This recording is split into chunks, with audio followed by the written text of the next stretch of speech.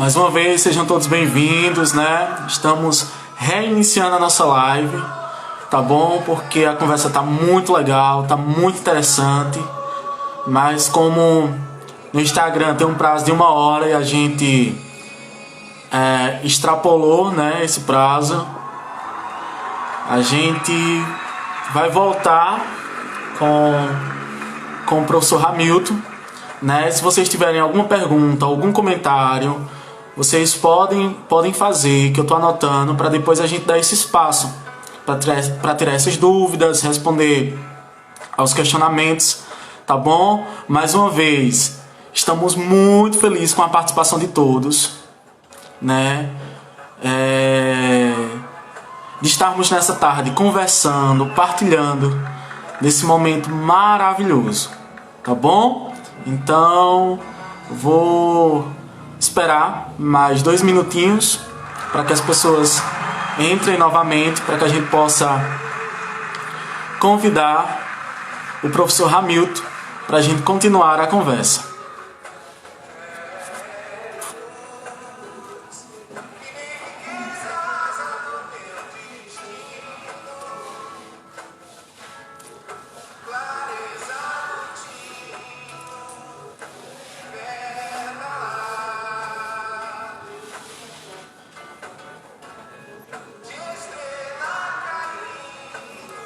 Podem falar que eu estou anotando tudo, viu?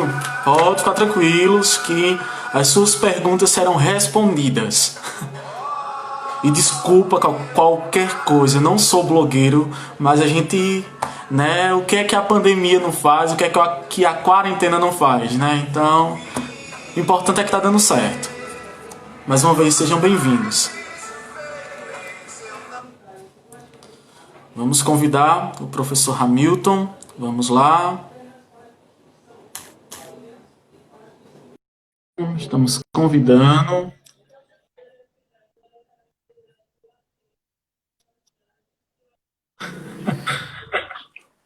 Prontinho, agora teremos mais uma hora.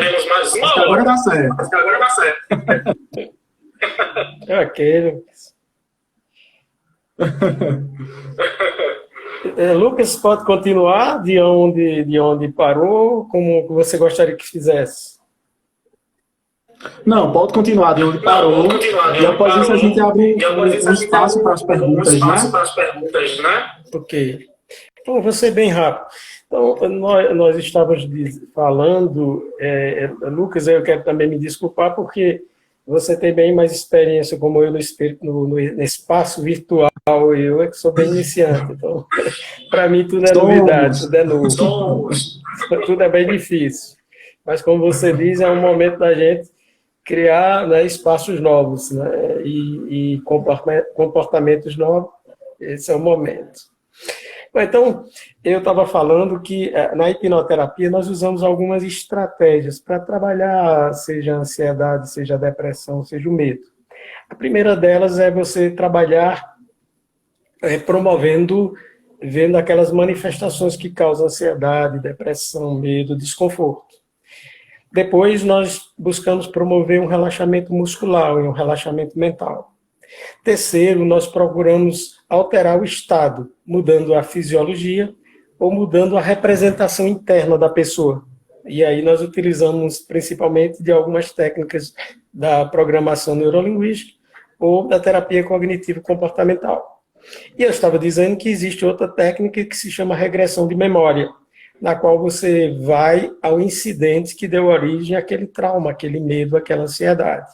E às vezes, a maioria das pessoas até esqueceu isso. Quem muito e primeiro utilizou isso, né, foi Freud, né, a partir do momento que ele trabalhava da histeria.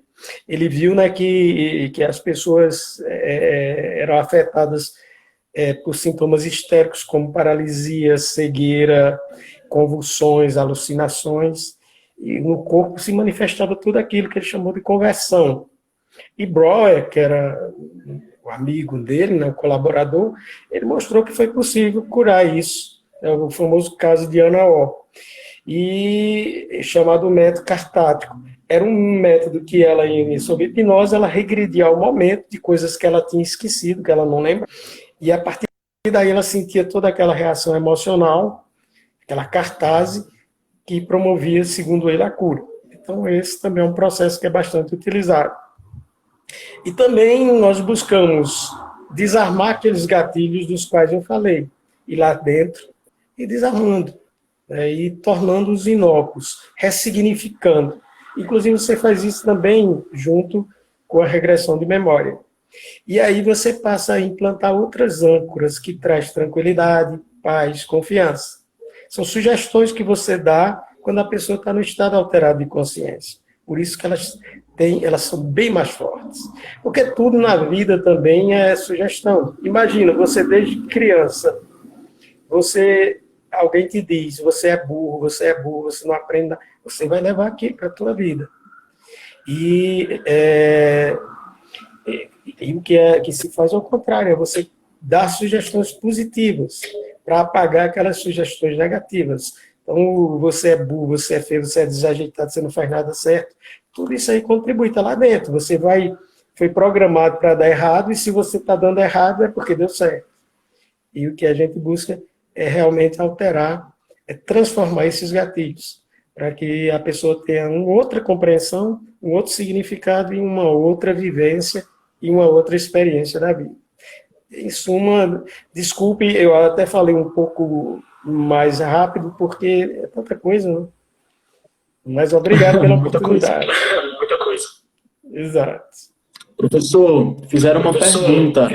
Não sei se eu vou conseguir pronunciar da forma correta.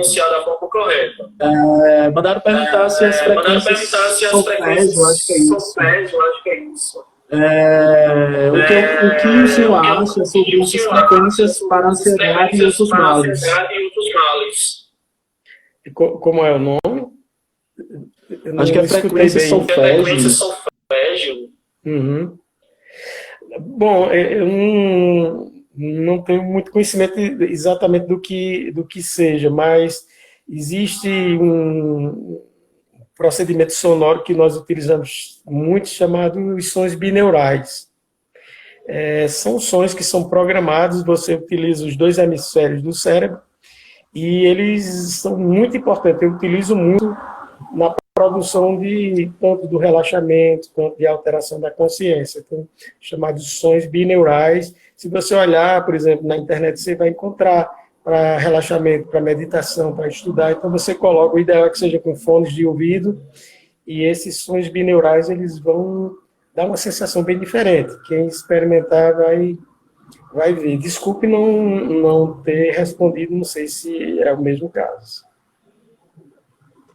Também perguntaram como lidar com o ódio às minorias, difundindo na polarização política no nosso país. Como lidar com o ódio. Nós vivemos um momento assim, bem singular do nosso país. E talvez para vocês que são mais jovens isso seja bem triste ou avassalador, surpreendente. Mas, de certa forma, nós já vivemos isso.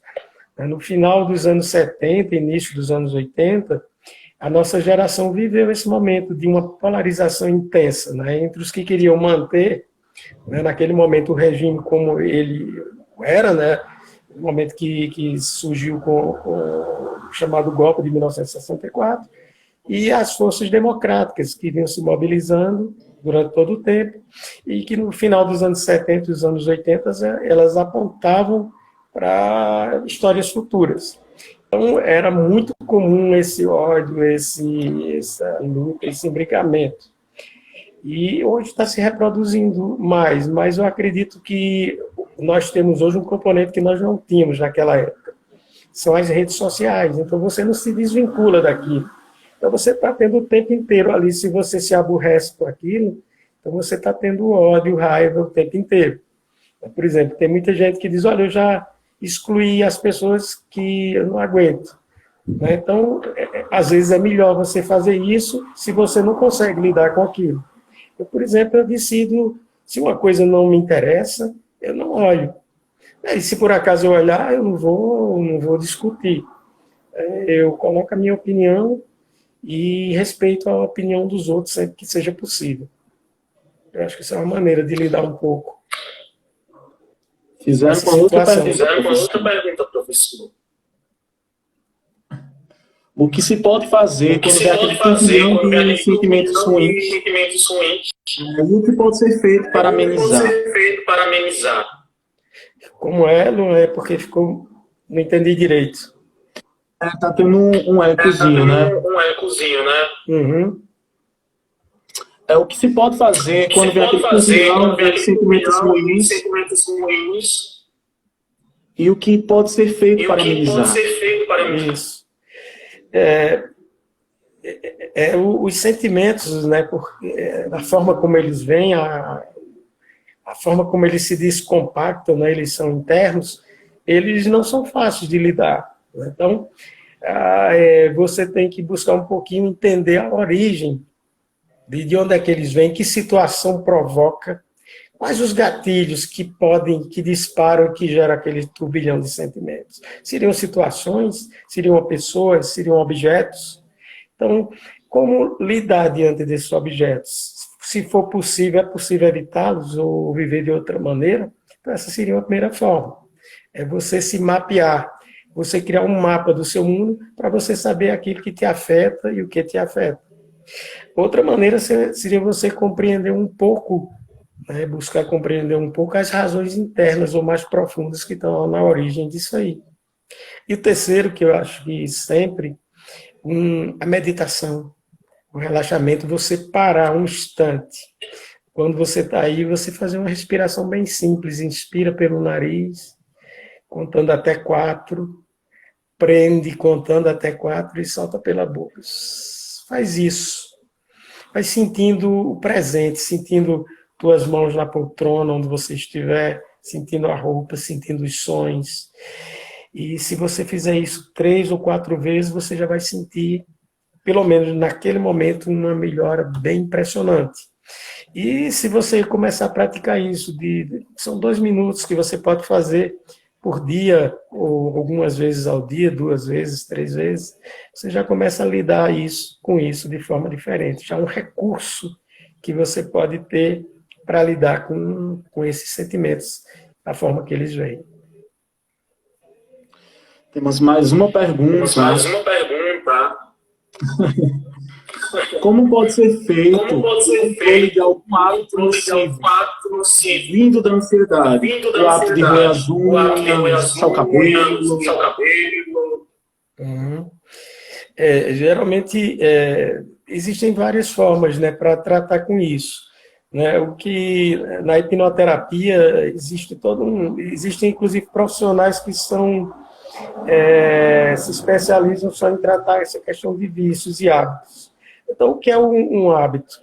É algo que você fez, que por certo tempo foi bom, e você repete. Então, ele está ali. Ele está baseado em determinadas crenças suas. Por exemplo, você que fuma, você baseia-se na crença de que ao fumar você se sente bem, confortável, relaxado.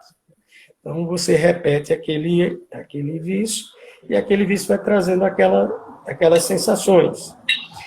Então, o que é que você pode fazer para alterar aquilo ali? Você pode, de um lado, alterar suas crenças, né? Mudar suas crenças, ver as outras, né, possibilidades que aquilo acarreta para a tua vida, mas também você pode, no caso da hipnoterapia, você pode trabalhar com sugestões, né? Por exemplo, algumas pessoas eu trabalhei com sugestão.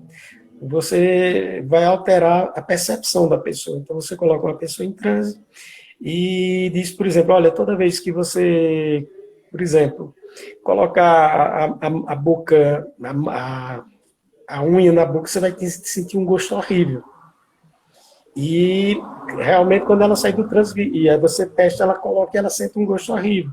E, na medida que você for reforçando isso se torna como uma âncora. Então, é uma maneira. Só que você tem que ter cuidado, porque geralmente o vício é uma forma de compensação. Então, o ideal é que você descubra o que está ligado para que você não vá transferir esse vício para outra coisa. Então, você, de repente, está... Então, talvez você canalize essa pessoa, sei lá, para tocar um instrumento, para fazer um bordado, para desenhar, pintar. e para outras coisas que você possa direcionar aquilo ali. São algumas possibilidades. Professor, surgiu um comentário também, onde buscar hipnoterapia, né? Onde achar, onde encontrar profissionais que trabalham. Bom, eu desde 2016, eu faço atendimento em hipnoterapia aqui no SES. E então eu atendo tanto, principalmente alunos, mas professores, colegas técnicos, servidores terceirizados do SES, e também atendia pessoas da comunidade. Né? Mas como a demanda é muito grande, então tinha uma demanda, às vezes atendia 10, 15 pessoas por semana, além das outras atividades que eu tinha, então eu tinha uma lista de espera muito grande. Então, eu fui convidado por Josi Cavalcante para atender, às vezes, as pessoas da comunidade durante o sábado na sua clínica. Então, cheguei a atender também pessoas da comunidade lá, porque não tinha como atendê-las todas no SES. Mas espero que a gente volte em breve, que eu volte a atender. Né? Senão tem muitas pessoas que entram em contato comigo durante esse período, muitos pacientes, ex-pacientes, e é uma situação realmente difícil. Está todo mundo meio, né? Os sentimentos estão exacerbados em todos os sentidos. Então, mais uma pergunta, pessoal.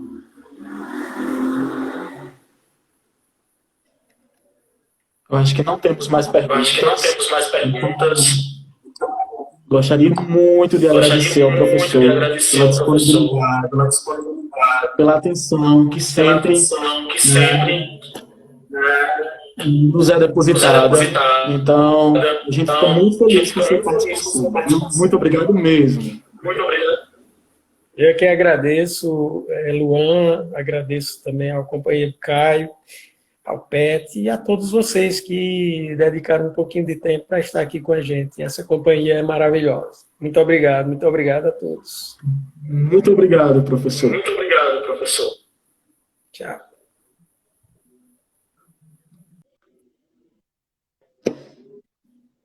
Então, gostaria de agradecer a todos, né, que participaram da nossa live, uma live promovida pelo PET Saúde Interprofissionalidade do Eixo da Educação Popular em Saúde. É um projeto que hoje faz parte da UFCG Campus Cuité, e a gente fica muito feliz com a participação de todos, espero que tenham gostado, né? Teremos outras lives, e a gente fica muito, muito feliz em saber que a gente pode ter essa conversa com todos, partilhar de uma tarde maravilhosa, e fiquem bem, né? Façam as coisas de forma correta, usem álcool em gel, usem as máscaras, né? Nosso objetivo é que todos estejam bem, né? Para que a gente possa ficar bem também. Fiquem em casa e até a nossa próxima live, viu? Beijão e sintam-se abraçados pelo meu sentimento, tá bom? Muito obrigado e até a nossa próxima live.